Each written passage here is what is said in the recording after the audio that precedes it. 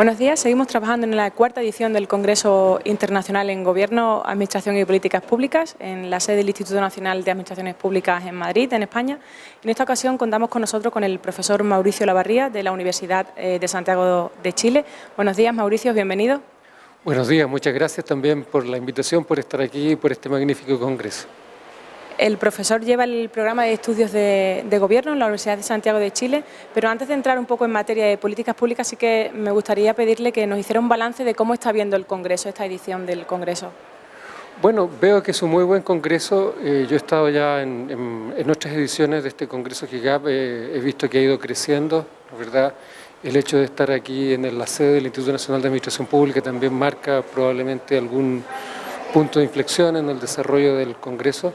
Y lo veo bien, con muchas participantes, con buenas mesas, temas interesantes, muchos de ellos novedosos, con ponencias de académicos de Iberoamérica. En general lo veo muy bien.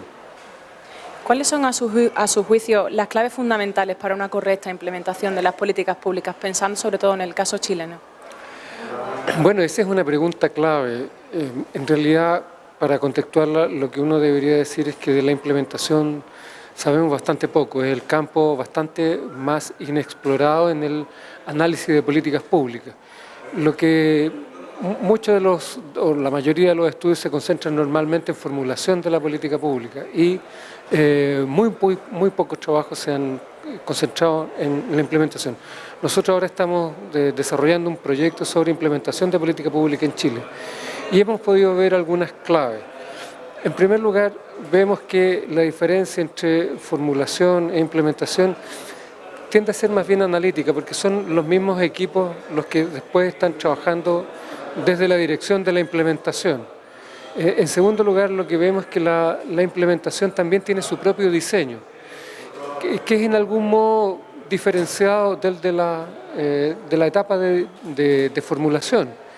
En tercer lugar, lo que vemos es que la etapa de la implementación también tiene un conjunto de conflictos, muchos de los cuales eran similares o con los mismos actores que estaban en la etapa de formulación o diseño.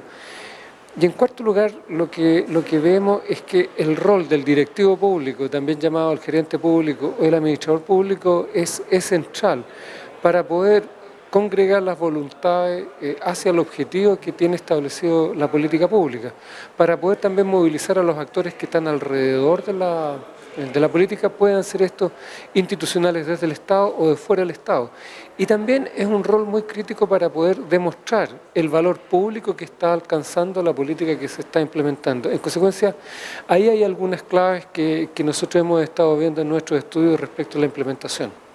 ¿Y qué características debiera tener ese directivo público?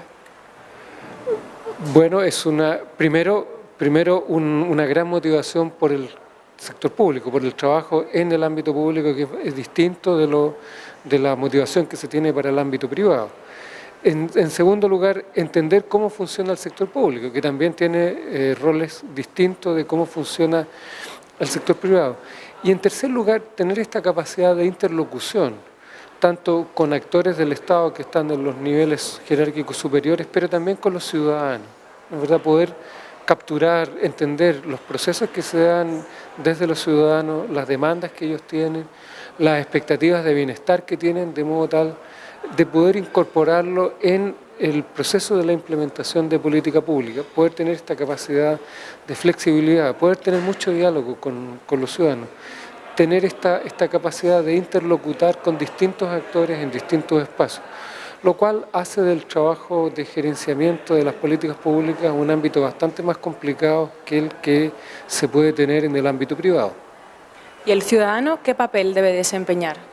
Bueno, el ciudadano juega un rol central, sobre todo en estos momentos en que en América Latina, en Chile y en Iberoamérica en general, se abren estos cauces de la participación ciudadana y fundamentalmente de la transparencia. Es decir, eso también le implica un rol bastante fuerte y demandante al directivo público, en el sentido de poder alcanzar las finalidades, poder ser eficiente en mejorar el bienestar de los ciudadanos, pero también en poder demostrar lo que ha hecho y poder abrir sus instituciones al conocimiento ciudadano. Los ciudadanos tienen el derecho a saber, ¿verdad?, como se dice normalmente, y eso implica no solo que los directivos públicos den cuenta de su gestión, sino que también pongan al descubierto, al trasluz, cómo realizan la gestión de las instituciones públicas, porque finalmente el Estado pertenece a los ciudadanos, son finalmente los recursos que aportan los ciudadanos para el sostenimiento del Estado, y en consecuencia, en una sociedad crecientemente democrática, los ciudadanos tienen el derecho a involucrarse y a enterarse de cómo se toman las decisiones, y a partir de eso también generar las demandas que corresponden hacia el sistema político. Y centrándonos en el caso chileno también, en términos de buena gobernanza, ¿en qué punto del camino estaríamos? Bueno, es una pregunta compleja.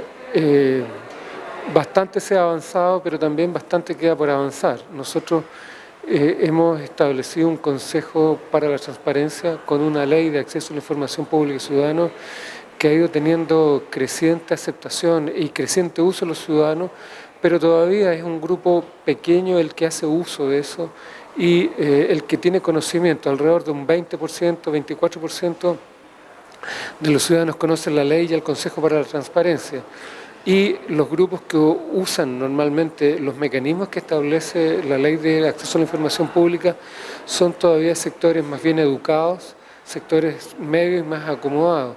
Y en consecuencia, uno de los puntos importantes que hoy día necesitamos transitar es avanzar hacia que los ciudadanos comunes, probablemente sectores más populares, son los que accedan a la información del Estado, que se acerquen más al Estado. Porque en la medida que se implican ellos y solicitan información, también estamos teniendo una mayor cercanía entre el Estado y los ciudadanos. Ahora, un punto importante. Yo acabo de terminar un estudio sobre transparencia en funcionarios públicos en Chile y lo que nos muestra este estudio es que los funcionarios muestran que su principal compromiso es con los ciudadanos. Segundo, lo que muestra el estudio también es que los funcionarios públicos entienden que la ley de transparencia les implica una mayor carga de trabajo, pero que en tercer lugar están dispuestos a aceptarla en el sentido de que ellos identifican que de esa manera el Estado va a funcionar mejor, que el Estado va a ser más democrático y que en consecuencia va a poder estar más cerca de los ciudadanos. Muchísimas gracias por atendernos, profesor. Ok, muy bien, a ustedes, muchísimas gracias por la entrevista.